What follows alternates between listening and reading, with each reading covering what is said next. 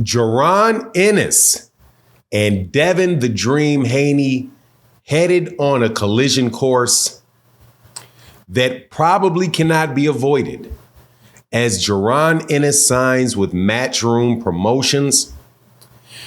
Very good signing for Matchroom Promotions, and it has a lot of ripple effects throughout the boxing world. Let's talk about that.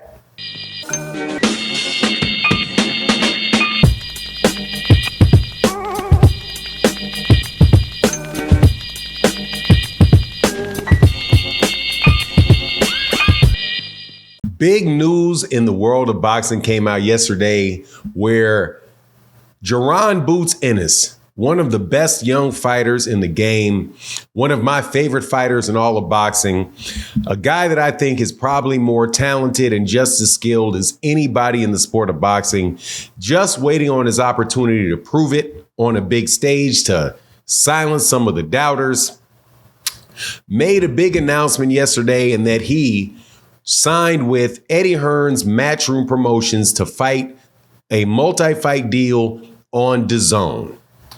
People are wondering what that means. A lot of different people have different thoughts about it. Personally, I like it as long as I get to see Jaron Ennis fight more often.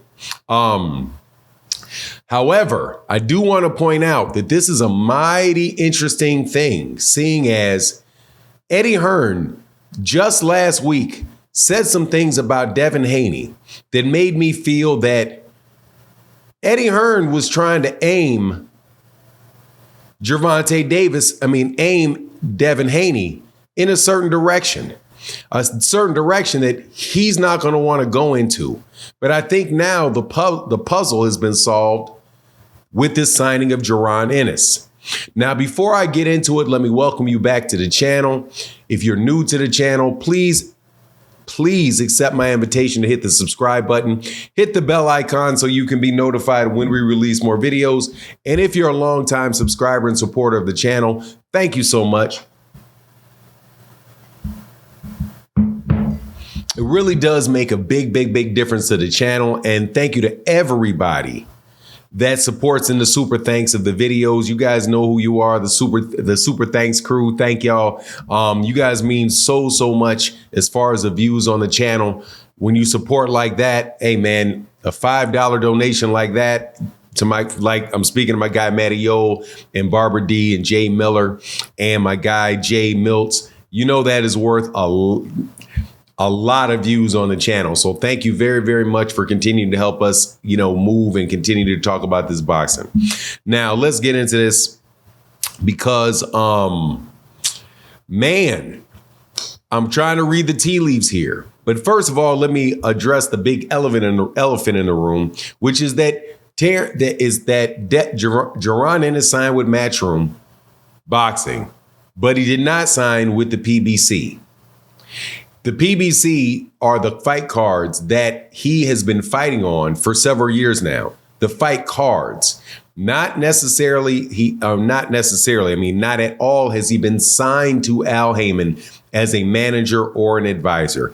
That was not the case. So if anybody thinks that he left the PBC, that's not the case because he was not a PBC fighter. He was signed to a promoter that goes by the name of Cameron Duncan.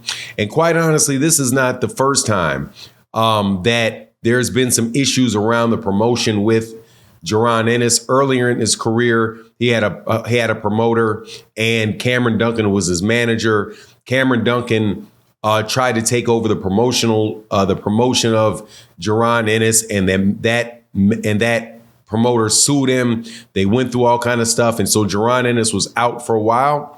Now, last year, he was out for a while, but he hasn't fought in a year related to things with Showtime shutting down. Also, the cards getting held up as it related to the Errol Spence Terrence Crawford fight. And just generally, I think, the fact that he's on a network that is really dominated by a boxing platform like PBC that he's not signed to. So he probably wasn't, not their first choice to put on certain cards. because he's not with them. So to see him get a big promoter, and that Matchroom Boxing is definitely that, a big promoter, I think is a very good thing.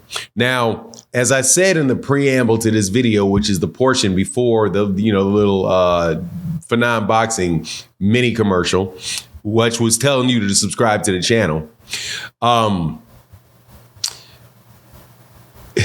This looks to me like, well, first of all, this is the biggest fighter and the best fighter that Matchroom has, easily. I think that this is the biggest signing. This is probably the biggest signing that Matchroom has ever had, outside of Anthony Joshua coming out of, in the UK, coming out of the Olympics.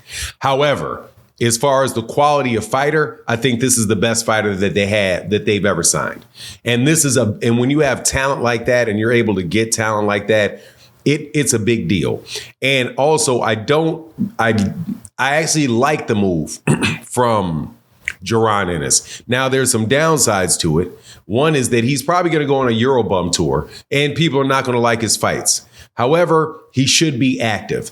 He probably can get 3 fights in a year for the term of his contract. And while he's doing that, he's probably going to beat everybody. Now, we'll see what his numbers are and whether that he's going to be able to generate a lot of revenue for Matchroom, or whether he'll be stuck in a situation like Devin Haney was in, where Devin wasn't really generating a lot of money for them. And then subsequently they were hesitant to put money behind certain fights. However, I think one fight that these guys are going to look at is a fight between Devin Haney and Jaron Ennis as a way to create a big card on DAZN, because I do think that fight would be a big fight between the two of them for Jaron Ennis's title at one, for the IBF title.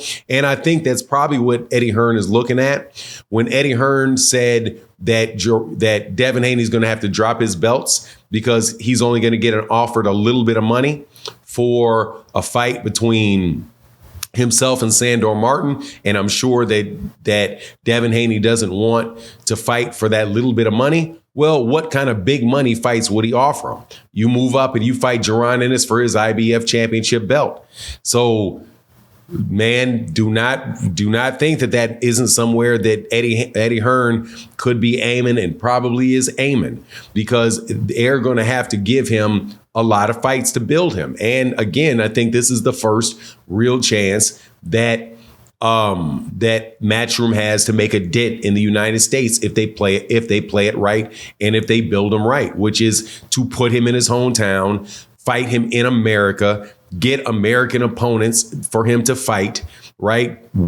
And really, truly, truly feature him. Hopefully never, if there's an opportunity to make a cross promotion with the PBC to get another belt, never skip out on that. But again, I don't really blame. I don't see any fault in what Jaron Ennis is doing. I think for his career, it is a very, very solid move just to get 100% backing from and be the featured fighter for a major promotional company. That's not a bad move versus being second, third fiddle with the PBC, because that's what he is. He over at the PBC, he's going to be third fiddle. I mean, honestly, third fiddle at the best, because you got Canelo Alvarez, you've got Gervonta Davis, you got Canelo Alvarez over there, you got Gervonta Davis over there. And quite honestly, man, you got another kid in about a year or two that is going to be right there with them too.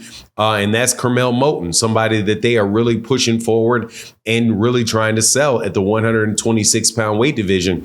So there's nobody over there in DAZN. And some people ask me, well, who's there for him to fight? Yeah, but there's nobody here to fight, but there's really nobody over there for him to fight, but there's nobody over there to be featured above him.